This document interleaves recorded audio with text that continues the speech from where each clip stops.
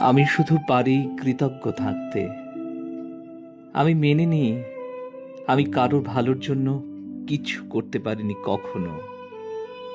আমার জন্য অবশ্য অনেকেই করেছে।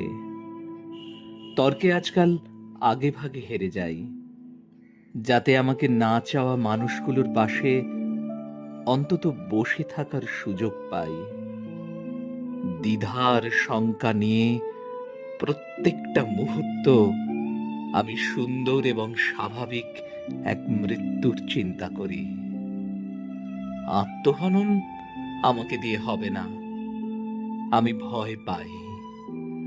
আলাদিনের চেরাগ যদি কখনো কোনো ইচ্ছে পূরণ করে দিতে চায়, নিজের থেকে আমি শুধু চাইব মৃত্যুর আগে একটা দুশ্চিন্তামুক্ত দিন, আর ছেড়ে যাওয়া মানুষেরা আমাকে যেন জড়িয়ে ধরে তাদের বিশুদ্ধ আন্তরিকতায়।